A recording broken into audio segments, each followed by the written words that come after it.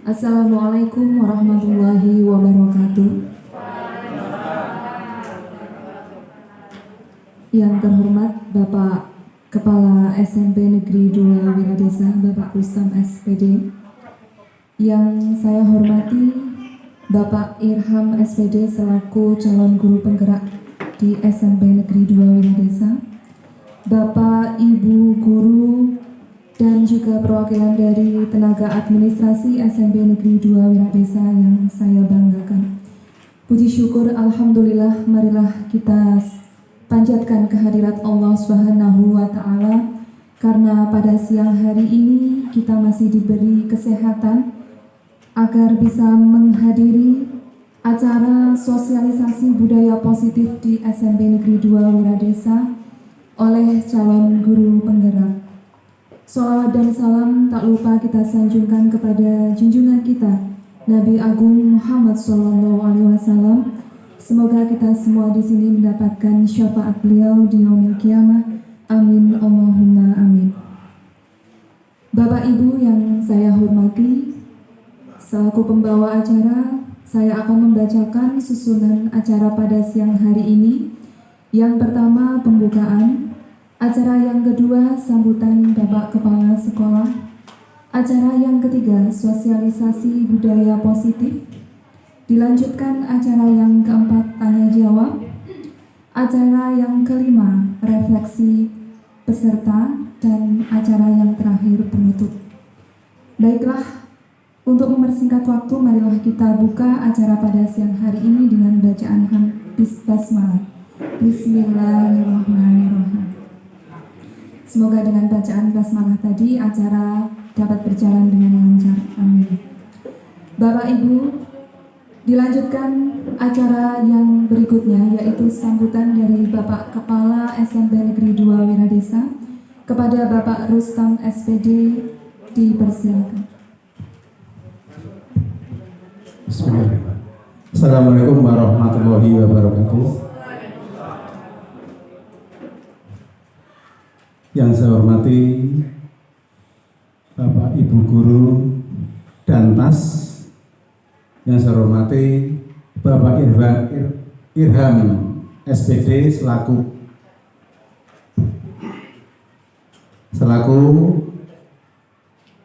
calon guru penggerak di SMP Negeri 2 Wiradesa. Pertama dan paling utama kita panjatkan puji syukur kepada Allah Subhanahu wa Ta'ala, yang mana pada siang hari ini kita semua bisa berkumpul di lab IPA dalam keadaan sehat walafiat. Salam serta salam kita surahkan kepada Nabi Agung Nabi Muhammad SAW. Semoga kita semua termasuk umatnya yang akan mendapatkan syafaatnya di akhir yaumil qiyamah nanti. Amin. Bapak Ibu yang saya hormati, pada hari ini yang akan didapatkan oleh Bapak Irham SPD tentang sosialisasi budaya positif di SMP Negeri 2 Wiradesa oleh calon guru penggerak. Nah, di dalam hal ini pada diseminisasi, ya, itu kaitannya dengan ide atau gagasan oleh calon guru penggerak nanti.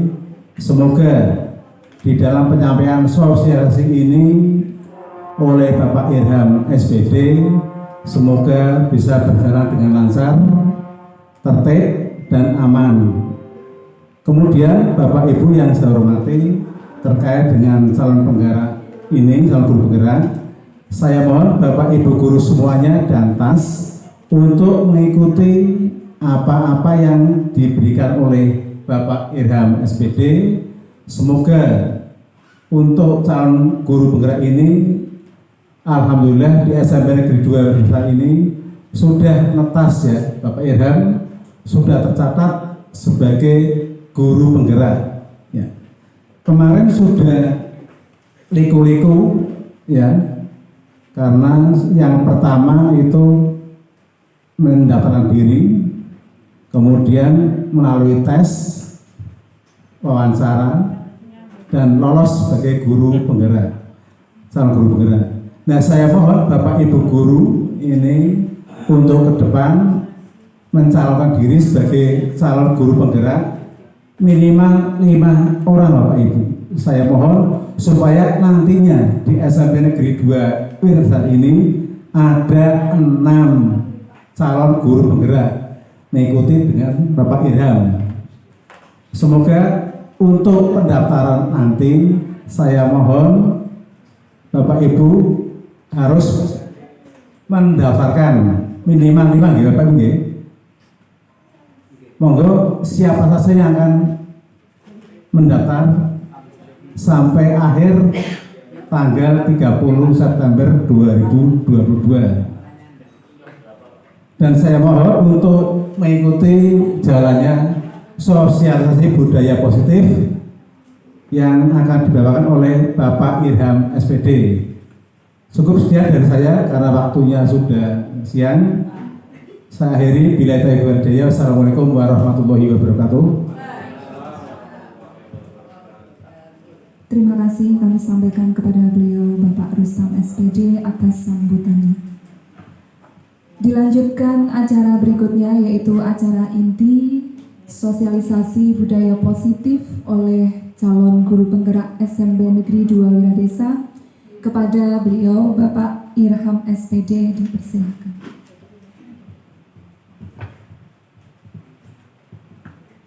Assalamualaikum warahmatullahi wabarakatuh. Alhamdulillah, salatu wassalamu ala rasulillah sayyidina Muhammadin ibn Abdillah wa ala alihi wa sahbihi wa wala amma ba'du. Pada Bapak Rustam SPD selaku kepala sekolah SMP Negeri 2 Wiradesa yang kami hormati, Bu Fahimah selaku kurikulum yang kami hormati, dan juga Bu Eti selaku siswaan kami hormati. Tak lupa bapak-bapak, ibu, senior-senior saya ini dulu yang mendidik saya, ini malah saya ngomong di depan ini. Mohon maaf, yang kami hormati. Dan juga dari tenaga administrasi yang kami hormati pula. Pertama, marilah kita panjatkan puja dan puji syukur kepada Allah Subhanahu wa taala sehingga pada kesempatan hari ini bisa melaksanakan kegiatan sosialisasi budaya positif di SMP Negeri 2 Wiradesa.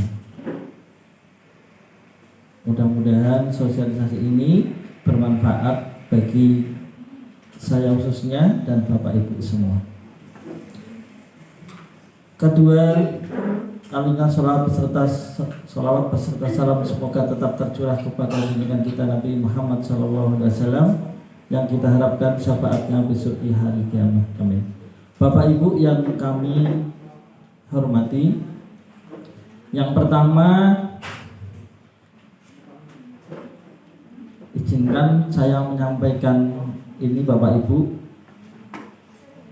karena kalau saya muda, istilahnya muda, dan Bapak Ibu semua yang di sini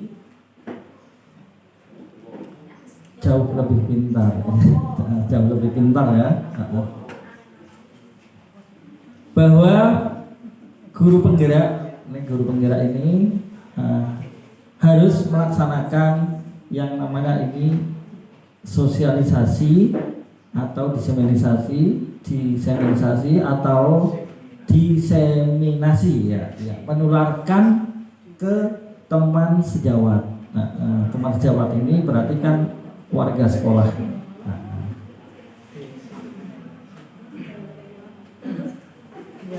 Lah waktunya berapa? Ini di waktu Bapak Ibu, waktunya 1 jam sampai 2 jam, dan ini memang harus direkam, dibuat video dan nanti dikirim di LMS itu di Bu Mintasi selaku itu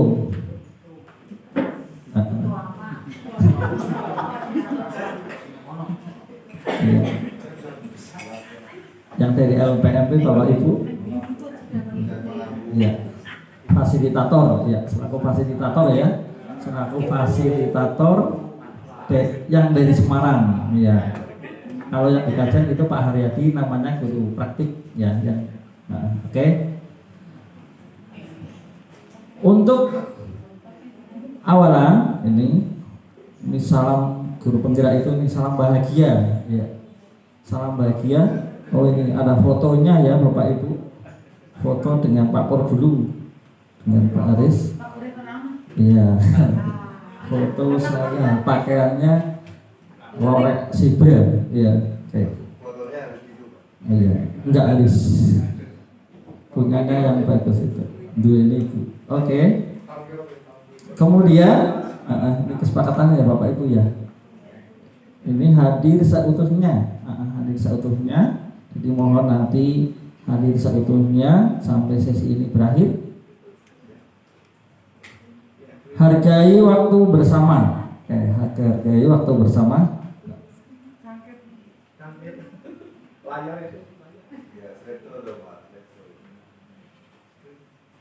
Kemudian buat catatan. Buat catatan. Kemudian gangguan teknis adalah hal yang biasa. Saya akan pakai ini aja, nanti biar mudah Bapak Ibu. Yang pertama yang saya suka dengan sebelum mulai Bapak Ibu ya, tentang materi ini adalah tentang budaya positif. Oke, saya akan itu aja Bapak Ibu. Langsung saya akan buka video aja. Sebelum mulai,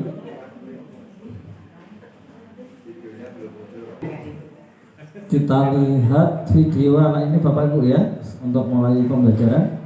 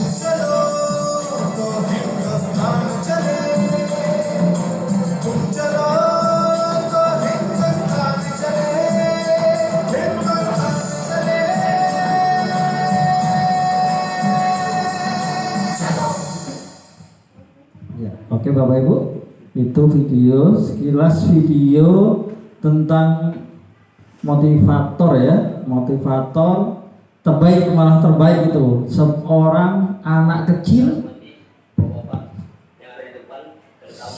seorang anak kecil yang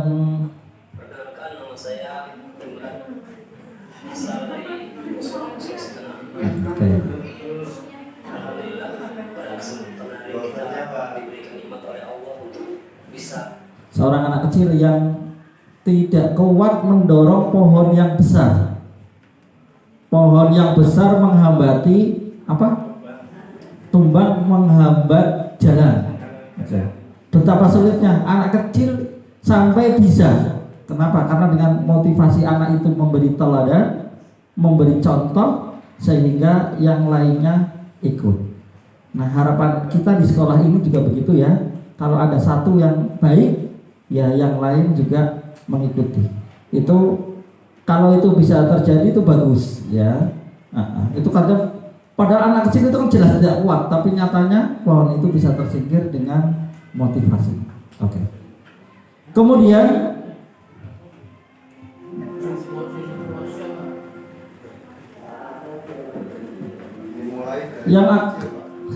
dimulai dari anak kecil.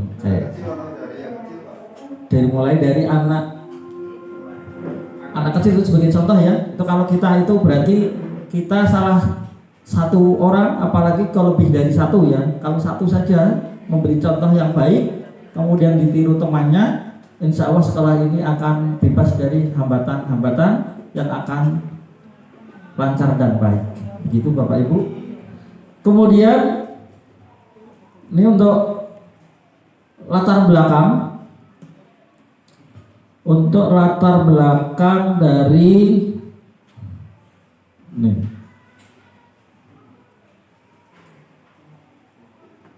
budaya positif, ini pendidikan karakter adalah budaya positif di sekolah yang belum maksimal. Kami melihat begitu, kurangnya kolaborasi antar warga sekolah, kemudian masih minimnya kesepakatan kelas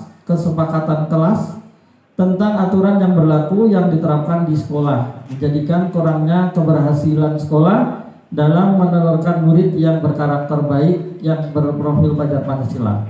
Oleh karena itu, melalui budaya positif yang dikembangkan di sekolah tentang disiplin positif yang disepakati bersama dapat menjadikan murid berkarakter baik secara intrinsik. Intrinsik itu berarti dari dalam, Bapak Ibu.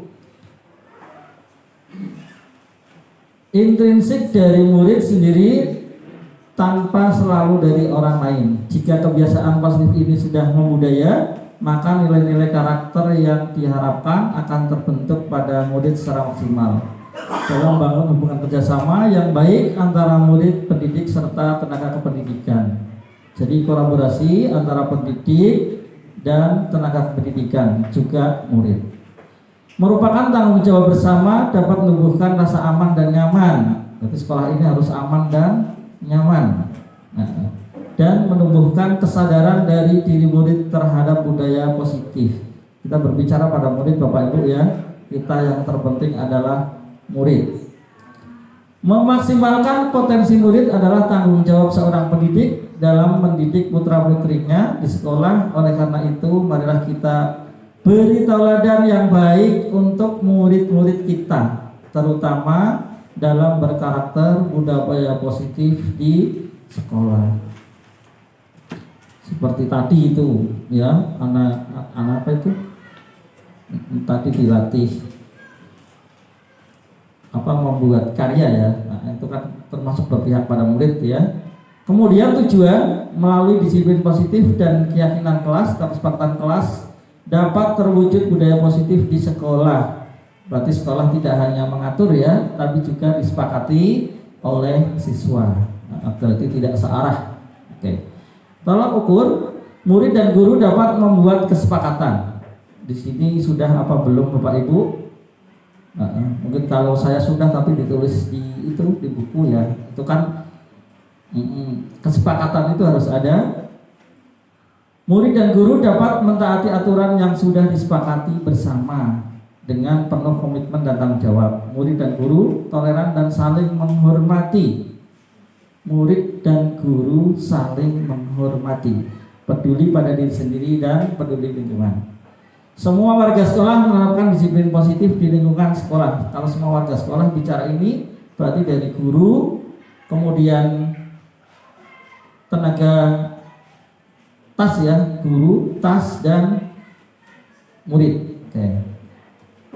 Peduli pada diri sendiri dan peduli lingkungan. Semua warga sekolah menerapkan disiplin positif di lingkungan sekolah. Murid dan guru melakukan refleksi berkala dan berkesinambungan. Refleksi berarti dimut-imut ya. Apa senang, apa terus yang diambil pelajaran apa, ke depan mau bagaimana ya. Dulu kan diluset kan begitu Bu Yeti ya. Dulu. Lini masa atau waktu tindakan yang dilakukan meminta dukungan kepala sekolah dan berkolaborasi antar warga sekolah, membuat keyakinan kelas. Keyakinan kelas merupakan aturan-aturan untuk membantu murid dan guru bekerja sama membentuk kegiatan belajar mengajar yang efektif. Keyakinan kelas terdapat harapan-harapan murid terhadap guru. Keyakinan kelas itu kesepakatan kelas, Bapak Ibu ya. Dan harapan guru terhadap murid. Nah, berarti tidak hanya harapan guru saja, melainkan harapan murid juga. Keyakinan yang disusun mudah dipahami dan langsung diimplementasikan atau diaplikasikan dan dapat diperbaiki serta dikembangkan secara berkala. Oke.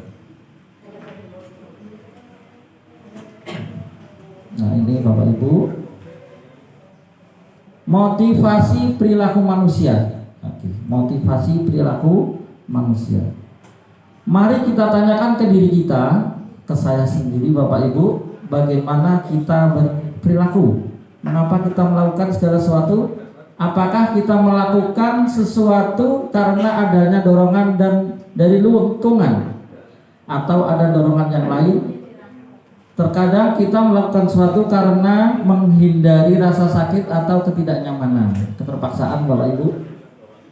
Terkadang kita juga melakukan sesuatu untuk mendapatkan apa yang kita mau. Ingin ya. Bagaimana menurut Anda atau Bapak Ibu? Pernahkah Bapak Ibu melakukan sesuatu untuk mendapatkan senyuman dari orang lain? Pernah enggak ini Pak Aris? Pengen melakukan sesuatu tapi ingin mendapatkan senyuman dari orang lain. Untuk mengetahui lebih jauh mengenai motivasi manusia, mari kita baca artikel ini dari Dian Gosen dalam bukunya Structuring School Discipline ya, menyatakan ada 3 motivasi perilaku manusia. Oke. Untuk menghindari ketidaknyamanan atau hukuman, oke. Untuk menghindari ketidaknyamanan atau hukuman, kita lihat pada diri saya sendiri dan diri Bapak Ibu sendiri ya. Ini adalah tingkatan terendah. Tingkatan terendah dan motivasi perilaku manusia. Biasanya orang yang motivasi perilakunya untuk menghindari hukuman atau ketidaknyamanan akan bertanya apa yang akan terjadi apabila saya tidak melakukan. Sebenarnya mereka sedang menghindari permasalahan yang mungkin muncul dan berpengaruh pada mereka secara fisik, psikologis maupun tidak terpenuhinya kebutuhan ras mereka bila mereka tidak melakukan tindakan tersebut. Motivasi ini bersifat eksternal. Oke. Kemudian ada nih Bapak Ibu.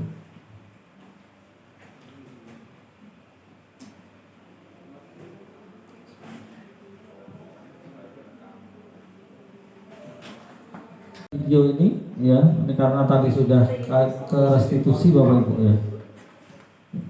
Diharapkan setelah Bapak Ibu melihat memiliki pemahaman 5 posisi kontrol ya.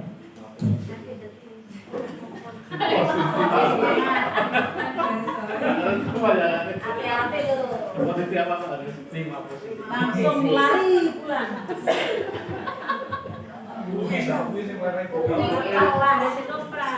Lima posisinya tuh. 5 posisi kontrol. 5 posisi kontrol dalam restitusi adalah proses perjalanan seorang pendidik agar dapat mengenali dirinya. Pada video kali ini, kita akan membahas tentang 5 posisi kontrol yang dikembangkan oleh Dian Gosen dan contoh penerapannya. Ini video itu boleh dilihat. Lima posisi kontrol itu adalah 1. Posisi penghukum, 2. Posisi pembuat merasa bersalah, 3.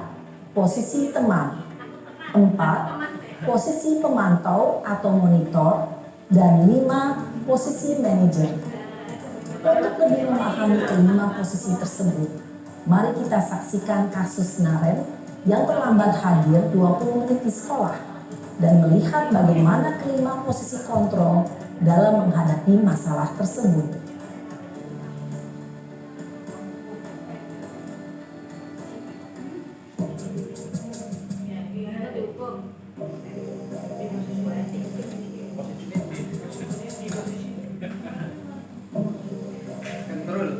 Naren! Sini kamu! Kok kayak badai ya siapa ya? Selamat pagi, Bu. Selalu terlambat. Kamu deh, pasti terlambat. Maaf, Bu. Saya Apa? Apa coba? Alasan kamu apa lagi? Kapan sih kamu tidak terlambat? Malas sekali ya kamu jadi anak. saya Dasar pemalas. Gak kapok-kapok sih kamu. Sudah berapa kali terlambat? Sana, kamu keliling lapangan basket 2 kali. kenapa saya harus keliling lapangan basket, Bu? Kenapa? Kamu melawan ibu. Berani-beraninya jawab. Sudah terlambat, masih berani jawab pula. Sekarang, keliling lapangan basket 5 kali sekalian. Biar kapok. Cepat. Pergi sana ke lapangan basket. Posisi penghukum biasanya berbicara dengan nada tinggi, menghardik, menunjuk-nunjuk, menyakiti, dan menyindir. Hukuman bisa berupa fisik maupun psikis. Ibu dan bapak guru hebat. Dampak yang terjadi pada murid ketika guru berada pada posisi penghukum adalah murid cenderung akan memberontak, bahkan menyimpan dendam.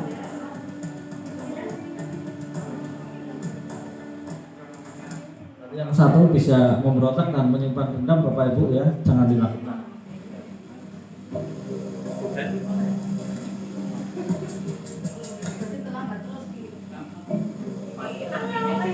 Naren!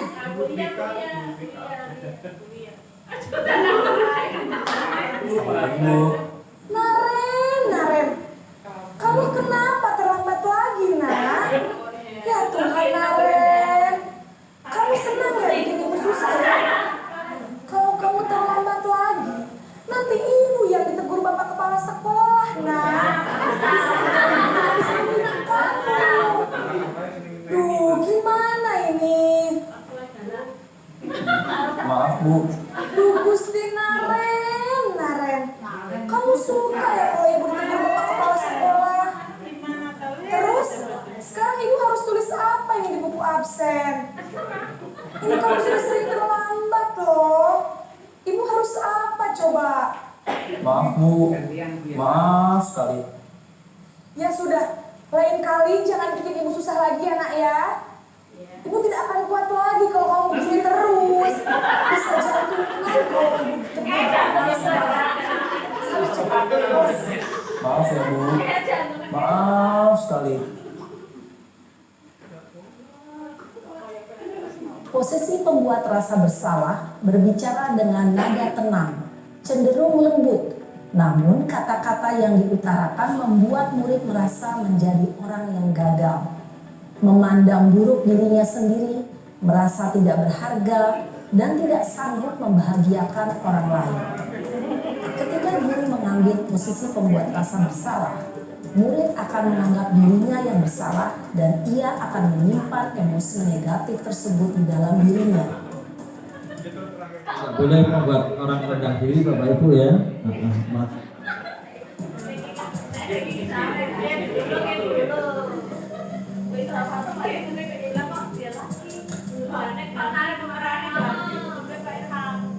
Naren!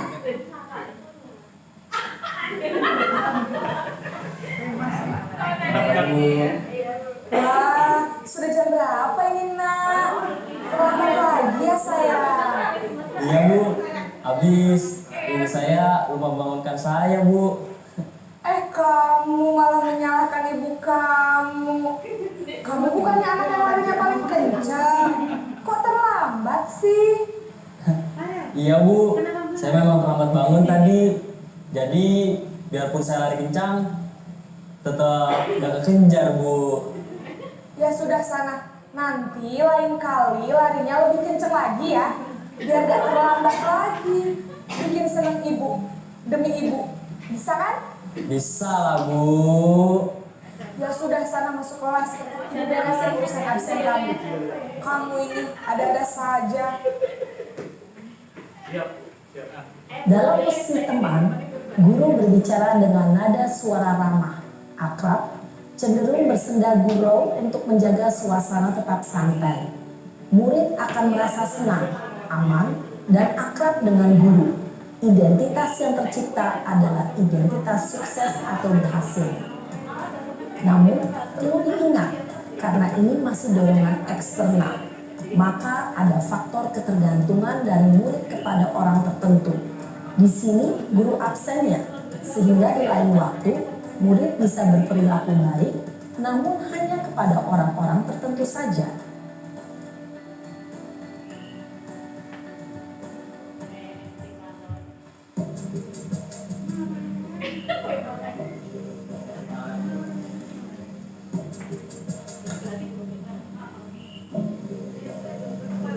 Naren!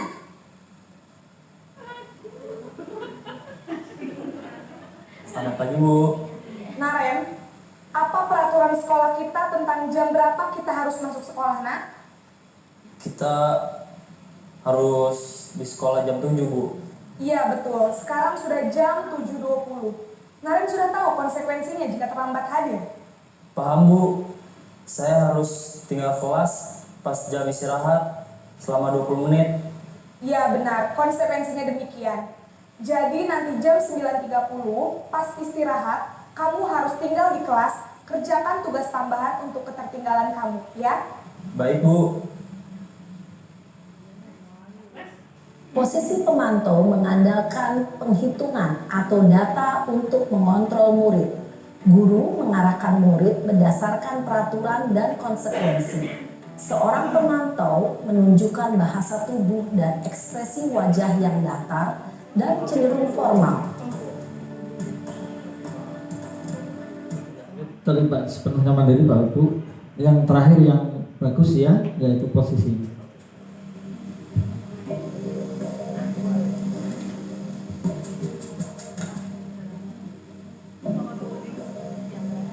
Naren!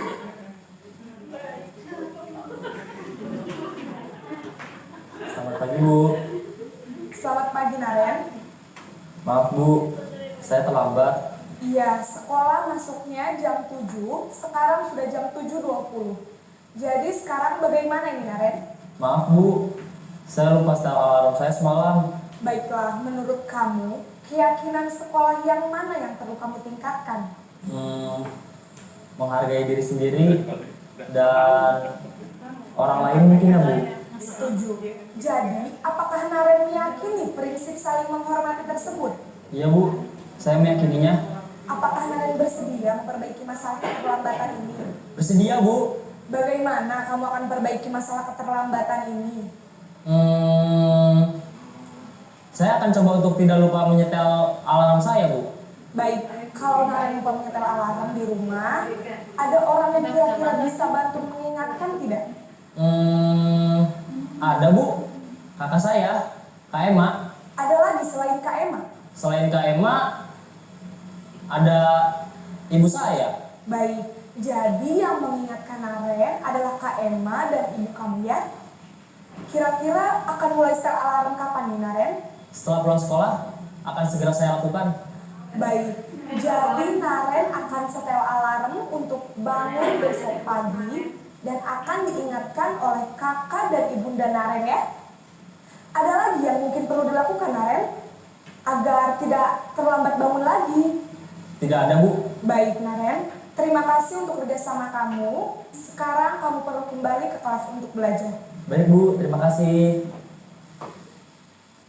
Posisi manajer adalah posisi kontrol yang disarankan untuk membimbing murid memiliki sikap disiplin yang positif, yaitu murid yang mandiri, bertanggung jawab, dan dapat memecahkan masalah. Tujuan dari posisi ini adalah agar murid dapat berefleksi atas tindakannya. Guru akan dengan tulus memberikan pertanyaan-pertanyaan bermakna, sehingga membuat murid dapat belajar dari kesalahannya dan mencari sebuah solusi untuk menyelesaikannya.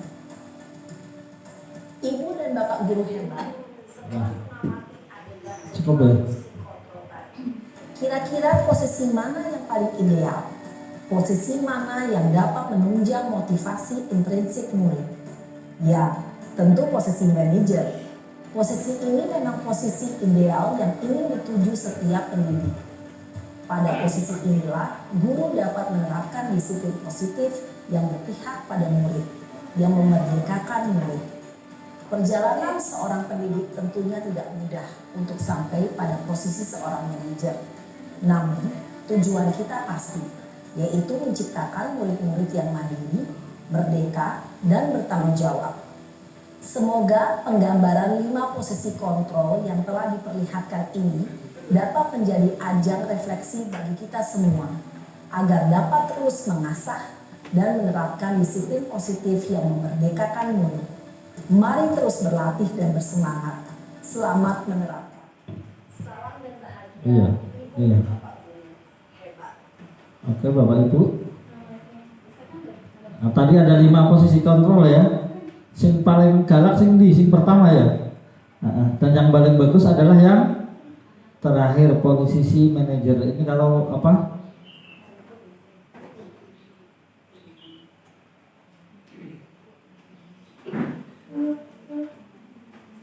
Ya, biar yang posisi manajer Bapak Ibu ini BK, ya tidak hanya BK saja ya, tapi Bapak Ibu guru semua dan saya kalau menangani murid ya seperti itu. Harapannya murid itu ditanya dan bisa menemukan masalahnya dan bisa mencari masalahnya sendiri, mencari solusi.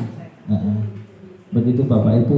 Ojo ngarep-ngarep spring pangkring ya, aja ya, jangan. Oke. Tadi ini restitusi sudah. Mengapa kita tidak peraturan saja? Mengapa harus keyakinan kelas? Itu kan sekolahan kita biasanya hanya peraturan saja Bapak Ibu. Mengapa kita memiliki aturan harus menggunakan helm? Ini salah satu contohnya. Oke. Mengapa kita memiliki peraturan 3M menggunakan masker?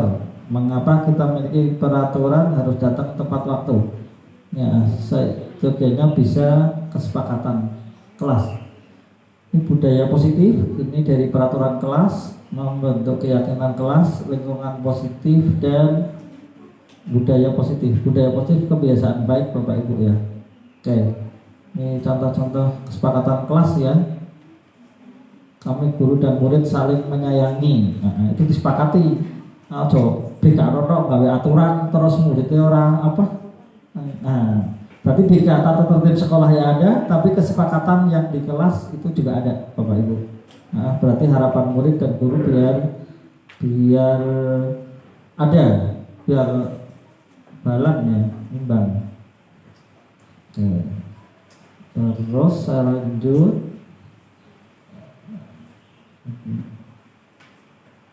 Keyakinan kelas tabel EQ. Intinya keyakinan kelas Bapak Ibu. Oke.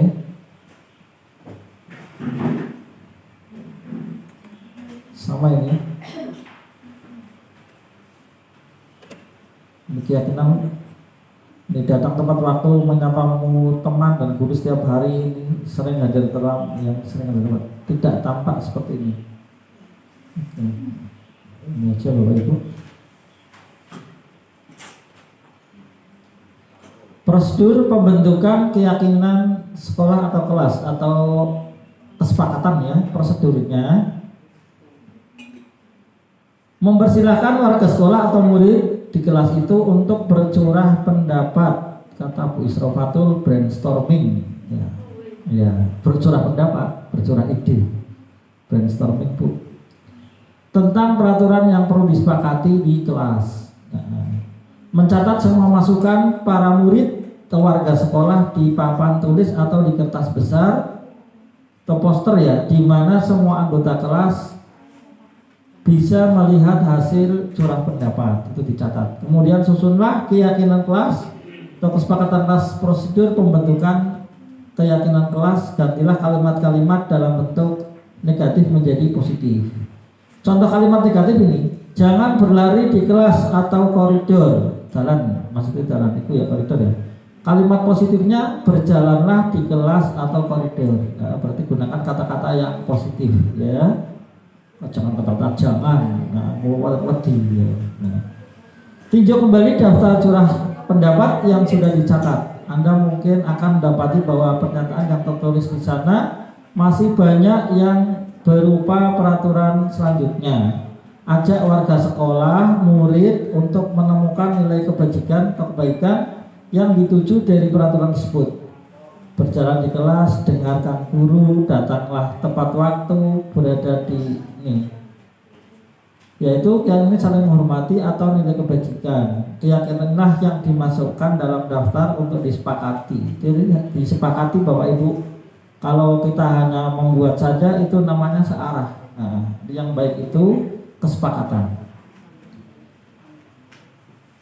Tinjau ulang secara bersama, seharusnya setelah beberapa peraturan dilakukan menjadi beberapa keyakinan, maka jumlah pernyataan atau berkurang. Sebaiknya keyakinan tidak terlalu banyak. Bila mana terlalu banyak, maka warga kelas akan sulit mengingatnya. Berarti buat keyakinan tapi nggak usah banyak-banyak, tapi biar mudah diingat. Setelah membuat keyakinan atau kesepakatan ya Bapak Ibu, biar mudah. Maka semua warga kelas dipersilakan meninjau ulang dan menyetujuinya dengan menandatangani keyakinan kelas tersebut, termasuk guru dan semua warga atau murid. Berarti murid dia tanda tangan, guru dia tanda tangan. Nah, harus disepakati Bapak Ibu ya. Oke. 27, 28. Terus peraturan ini keyakinan kelas. Selalu kembalikan buku ke tempatnya. Dilarang mengganggu orang lain. Peraturannya gini ya. Hadir di sekolah 15 menit sebelum pembelajaran. Dilarang melakukan kekerasan. Benar peraturannya begitu Bu Maria ya. Dilarang menggunakan narkoba, bergantian atau menunggu giliran. Gunakan masker. Jangan berlari di kelas atau koridor. Oke. Nah itu apa itu? Nah ini yang diharapkan ini keyakinan kelasnya jadi punya tanggung jawab, menghormati orang lain. Itu hadir 15 menit berarti menghormati orang lain dan komitmen ya, tidak melakukan kekerasan. Keyakinannya apa itu?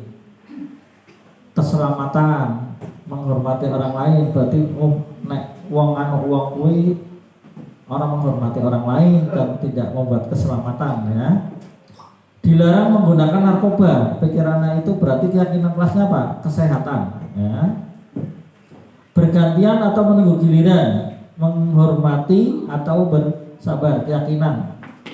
Namun anak-anak sudah punya keyakinan itu belum ya Bapak Ibu ya. Gunakan masker untuk kesehatan, keselamatan. Jangan berlari di kelas atau koridor, keselamatan juga. Oke. Nah, slide 28, 29. Oke, slide 30. Kebutuhan dasar manusia. Apa kebutuhan dasar manusia? Nah, ini Pak Pur ya. Pak Pur, Bu Proton, kebutuhan dasar manusia apa Bu? Makan, minum, apa nih Bu? Tidur. Ya, foto berapa ya? Mirip-mirip ya. Mirip-mirip ya. Ini kebutuhan dasar manusia untuk kasih sayang bisa diterima, penguasaan, kebebasan, kesenangan. Ini bertahan hidup, ini bertahan hidup. Terus kita lanjut pada hukuman. Hukuman, konsekuensi dan restitusi. Kalau tadi restitusi ini hukumannya. Dalam menjalankan peraturan, bila mana ada suatu pelanggaran, tentunya suatu harus terjadi. Untuk itu kita perlu meninjau ulang tindakan penegakan peraturan atau keyakinan kelas kita selama ini. Tindakan terhadap suatu pelanggaran berbentuk hukuman atau konsekuensi. Dalam modul ini, sosialisasi ini akan diperkenalkan program disiplin positif yang dinamakan restitusi seperti tadi Bapak Ibu ya. Restitusi adalah proses menciptakan kondisi bagi murid untuk memperbaiki kesalahan mereka sehingga mereka bisa kembali pada kelompok mereka dengan karakter yang lebih kuat gosen. Itu tadi menurut gosen Bapak Ibu.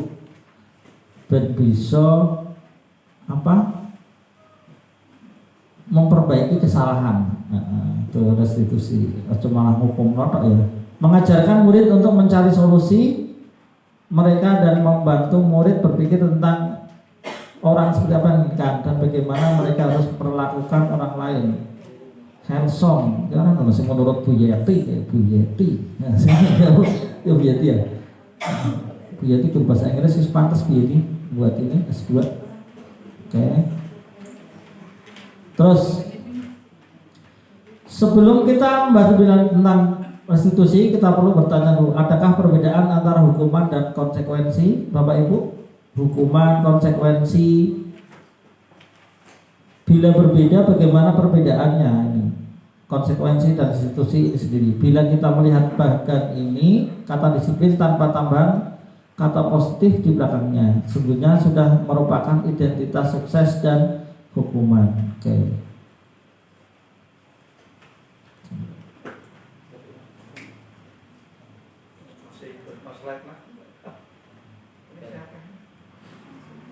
Ya, nggak apa-apa, itu sedikit lagi Bapak Ibu ya.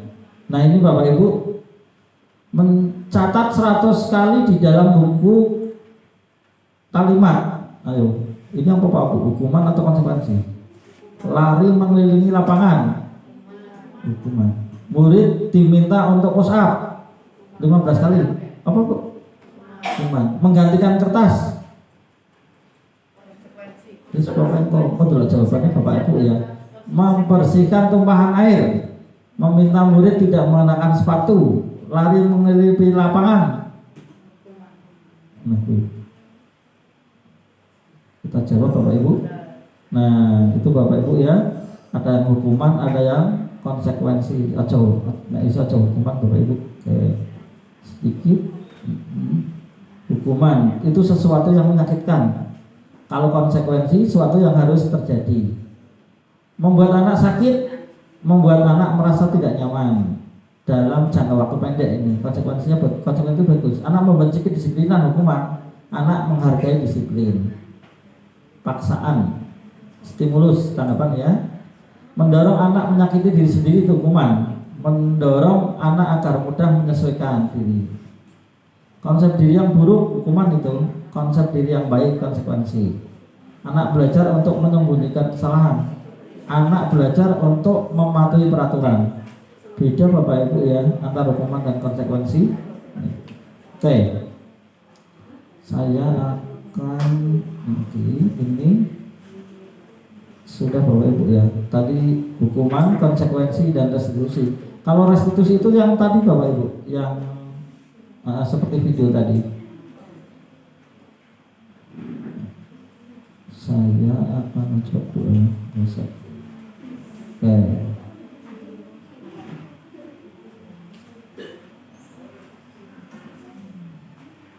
Nah ini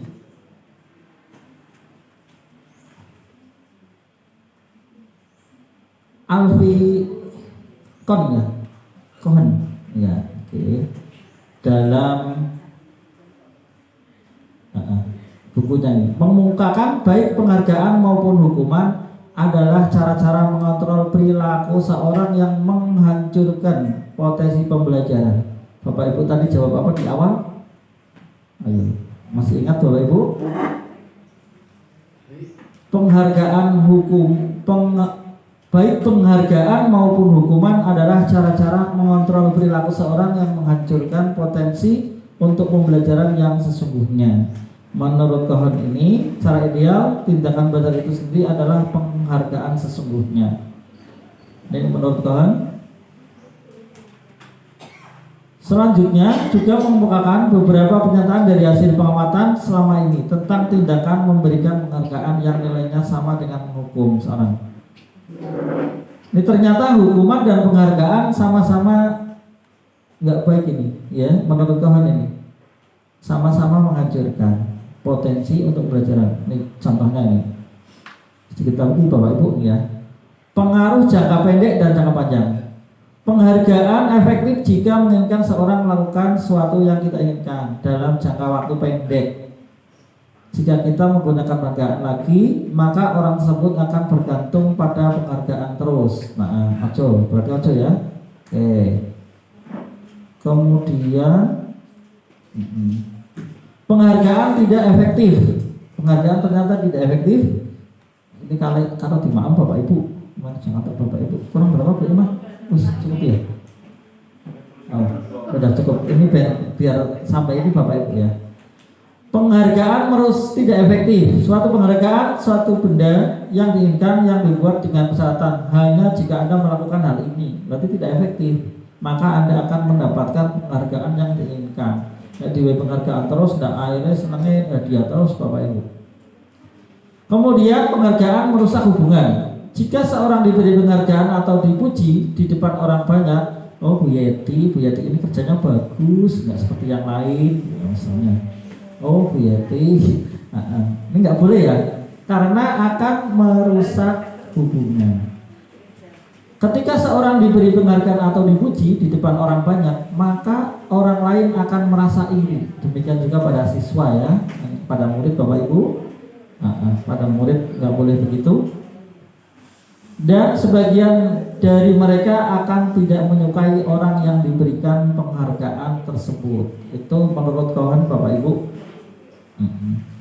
Jika seorang guru sering memberikan penghargaan pada murid, besar kemungkinan muridnya termotivasi hanya untuk menyenangkan gurunya. Mereka tidak akan bersikap jujur kepada guru tersebut. Penghargaan menciptakan persaingan di dalam kelas dan persaingan menciptakan kecemasan. Mereka yang percaya bahwa mereka tidak memiliki kesempatan untuk mendapatkan penghargaan akan berhenti mencoba. Itu kelemahannya begitu Bapak Ibu. Oke. Penghargaan mengurangi ketepatan ya. Ini riset ini riset nggak usah Bapak Ibu ya. Itu riset. Oke. Berarti riset itu ya penelitiannya. Terus penghargaan menghukum. Penghargaan itu bisa menghukum Bapak Ibu. Mereka yang tidak mendapatkan penghargaan, misalnya dalam sistem ranking, mereka yang mendapatkan ranking kedua dan merasa paling dihukum. Memberikan penghargaan dan hukuman adalah hal yang sama menurut kalian, karena keduanya mencoba mengendalikan perilaku seseorang. Karena pada dasarnya orang tidak suka dikendalikan. Dalam jangka waktu lama, penghargaan akan terlihat sebagai hukuman. Jika suatu penghargaan diharapkan namun Anda tidak mendapatkannya, Anda akan merasa dihukum. Oke, kemudian ini yang bagus ini ya, motivasi intrinsik ini. Saat seorang anak belajar untuk pertama kali menggabungkan huruf dan kata-kata, bocah isi belajar huruf dan kata-kata, serta menyadari bahwa ia dapat membaca atau timbul pijar di matanya dan sebuah senyuman di wajahnya, anak tersebut begitu gembira. Aku mau nulis di kamu kata ya. Kemudian pelajari dan menguasai suatu keterampilan baru. Kesadaran akan kemampuannya bahwa dia sudah dapat membaca sesungguhnya sudah merupakan suatu penghargaan. Bisa senang dewi, bahagia dewi Bapak Ibu. Jika kita memberikan penghargaan kepada seorang anak tersebut pada saat itu sedang merasa bangga dengan tercapainya pencapaian sendiri, maka kita akan mengambil kegembiraan yang saat itu sedang dirasakan secara alamiah. Begitu teorinya kawan Bapak Ibu. Bocah senang dalam senangnya makna hilangnya. Oke. Menurut teori lain, yang teori kan beda-beda Bapak Ibu ya. Oke, itu menurut kawan begitu. Kalau sudah cukup, ini ada sesi pertanyaan Bapak Ibu. Silahkan bertanya, setelah itu refleksi Bapak Ibu. Oke. Ini standar pendidikan nasional ya, menciptakan lingkungan positif, maka setiap warga sekolah dan pemangku kepentingan perlu saling mendukung, menghayati dan menerapkan nilai-nilai kebaikan yang telah disepakati bersama dapat menerapkan tujuan indah tersebut. Maka seorang pemimpin pembelajaran perlu berjiwa kepemimpinan sehingga dapat mengembangkan sekolah dengan baik agar terwujud suatu budaya sekolah yang positif, suatu dengan standar kompetensi yang ditetapkan. Tujuan mulia ini disiplin positif agar terbentuk murid-murid yang berkarakter disiplin, santun, jujur, peduli, tanggung jawab dan merupakan pembelajar sepanjang hayat. Oke, itu aja Bapak Ibu. Mohon Itu aja ya. Silahkan yang mau bertanya, sesi bertanya Bapak Ibu.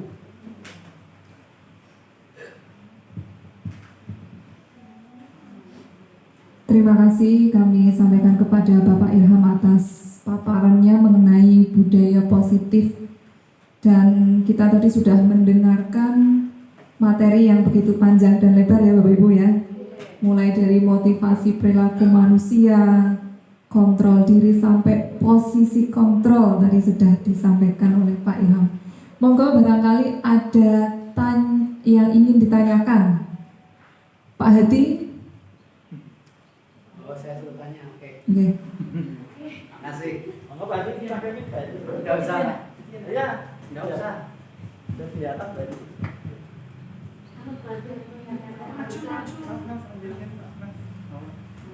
Iya, wes. Sekedar.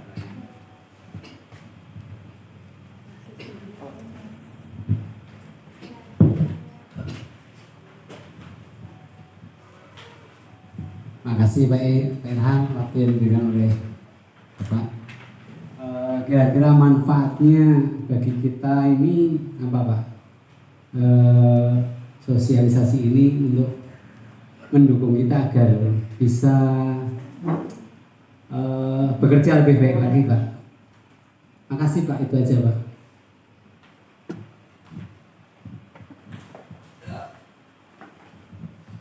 Barangkali ada yang lain? Pak Haris? Bu Yeti? Oh, Pak Pras. Baik, Assalamualaikum warahmatullahi wabarakatuh. Karena saya duduk di depan jadi banyak hal yang masuk dan juga ada pertanyaan-pertanyaan yang ingin saya tanyakan. Tapi biar singkat aja sih, ini kan sosialisasi budaya positif. Sebelum budaya kan ada kebiasaan itu Pak. Nah, setelah ini Pak, adakah kebiasaan baru dari kita dulu? Gitu aja. Sekian, terima kasih. Wassalamualaikum warahmatullahi wabarakatuh.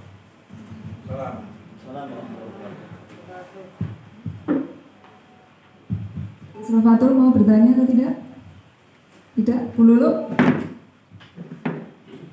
Silahkan langsung dijawab oleh Bapak Irham.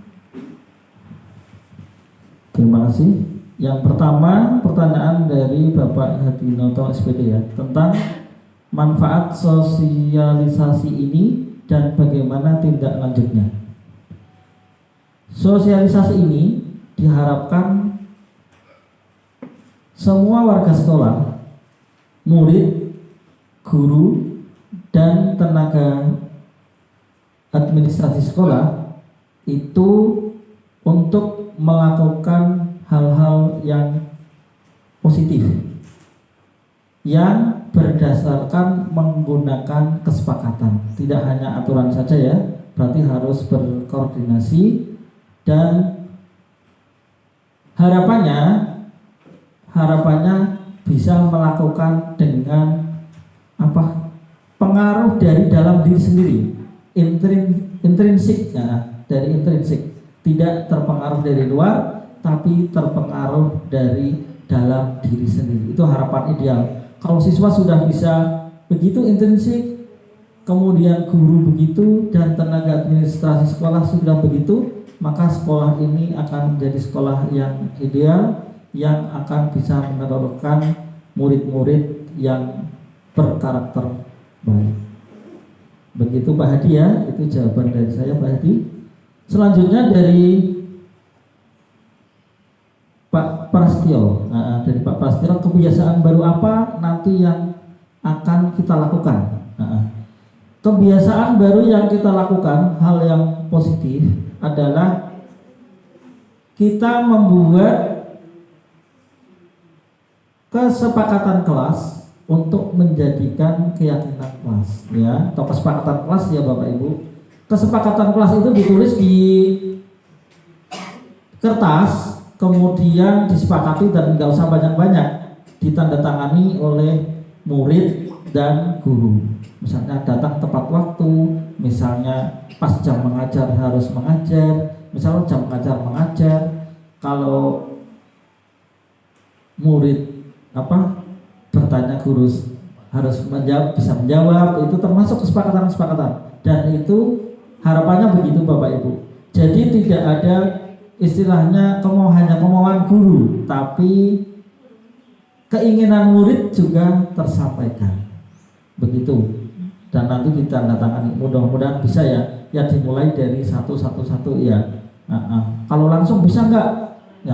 Ya tergantung kita ya, itu dari intisik sesuai dengan tadi kepalan tangan, contoh kepalan tangan itu Bapak Ibu. Oke, itu aja Bu ya. Selanjutnya untuk sesi ini refleksi Bapak Ibu. Refleksi itu perasaan belajar hari ini. Kemudian tadi Bapak Ibu setelah saya menanyakan Bapak Ibu yang dapat dipahami apa disampaikan Bapak Ibu. Yang selanjutnya ke depan akan seperti apa? Perasaan hari ini apa senang, apa gembira ya. Kemudian yang tadi dilakukan, yang tadi sudah saya sampaikan itu Bapak Ibu yang ditangkap apa disampaikan Bapak Ibu. Kemudian ke depan bagaimana? Oke. Mohon. Silakan mungkin salah satu atau salah dua dari Bapak Ibu bisa memberikan refleksi atas apa yang sudah disampaikan oleh Pak Irham. Bisa berupa perasaan atau berupa harapan ke depannya, kira-kira budaya positif yang akan kita tanamkan seperti apa. Monggo. Ya monggo. Bapak Ibu. Bu Yeti Pak. Silakan Bu Yeti. Monggo. Ini depan Bu Yeti. Ya sini Bu Pet. Itu kelihatan Kan pakai ini Pak. Oh iya. Sudah biasa melihat saya. Oh iya. Ya, ini kegiatan yang menarik sekali sebetulnya Pak. Dan mungkin akan ada yang seperti ini lagi di beberapa waktu yang akan datang, supaya yang namanya budaya itu kan berarti kebiasaan yang sudah menguat sehingga menjadi membudaya begitu enggak. Tetapi tadi Pak Irham itu menekankan pada budaya positif di kelas atau di sekolah begitu Pak, yang saya masih bingung. Budaya positif yang kita berpikir tentang murid Bu. Ya, berarti dari guru kepada murid. Iya. Nah, ini juga baik, tapi sebagai bahan refleksi untuk saya sendiri mungkin, atau bisa juga untuk yang lain, teman-teman yang lain, bagaimana kita bisa menekankan budaya positif di kelas kalau kita sebagai guru belum mempunyai dorongan intrinsik tadi untuk berbudaya positif. Nah, kalau saya ke depannya, saya akan mencoba mendorong diri saya sendiri untuk berbudaya positif. Pun itu tidak mudah, karena kan tadi dikatakan bahwa kalau anak itu kan juga ada iri hati begitu Pak ya. Nah, kita orang-orang tua itu kadang-kadang juga iri hati Pak, karena meskipun tahu bahwa sesuatu itu tidak positif, tapi ada yang tidak punya dorongan untuk menjadi positif, bahkan mungkin mempertahankan yang tidak positif itu. Begitu Pak. Jadi bagi saya ini sebagai bahan refleksi yang bagus kalau saya mencoba membudayakan kelas saya, memberi dorongan, mencoba mendorong mereka untuk berbudaya positif, mestinya akan dimulai dari kita, Bapak Ibu guru. Terima kasih. Perasaan Bu. Perasaan mau lagi Pak, kalau ada lagi. Tapi jangan siang-siang karena iya. Siang-siang harus nambah.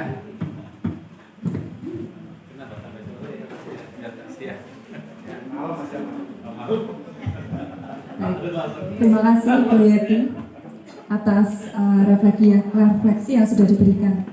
Mungkin ada tambahan dari Bapak Ibu yang lain? Sudah mewakili. Demikian ya Pak Irham, cukup apa yang sudah disampaikan. Oh ya, akan ditutup oleh Pak Irham. Terima kasih atas refleksinya Bu Yeti. Mudah-mudahan orang-orang seperti Bu Yeti banyak ya yang senang dengan pembelajaran, dan memulai diri dari intrinsik, dan tadi dikatakan harapannya tidak hanya ke siswa tapi ke kita. Itu kalau kita ya seharusnya jelas ya, karena kan kita untuk menjadi tauladan. Begitu Bapak Ibu ya. Mudah-mudahan harapan Priyati dapat terlaksana, dan harapan kita semua untuk menjadi sekolahan ini menjadikan bisa berbudaya positif. Terima kasih, kurang lebihnya mohon maaf yang sebesar-besarnya atas kekhilafan dan kesalahan saya dalam penyampaian, dalam tutur kata yang kurang berkenan. Mohon maaf. Assalamualaikum warahmatullahi wabarakatuh. Terima kasih kami sampaikan kepada Bapak Irham atas ilmu yang sudah ditularkan kepada kita semua, Bapak Ibu Guru dan Tas di SMP Negeri 2 Wiradesa. Semoga bermanfaat bagi kita, amin Allahumma amin. Dan terakhir quote dari saya, jadilah positif maka kita akan berbahagia. Seperti itu ya Bapak Ibu ya. Dari awal sampai akhir mohon maaf apabila ada tutur kata yang kurang berkenan dalam membawakan acara diseminasi atau sosialisasi budaya positif calon guru penggerak pada siang hari ini. Saya selaku pembawa acara mohon maaf dan terima kasih atas segala perhatian dan kerjasamanya. Akhirul kalam, wabillahi taufiq wal hidayah. Wassalamualaikum warahmatullahi wabarakatuh.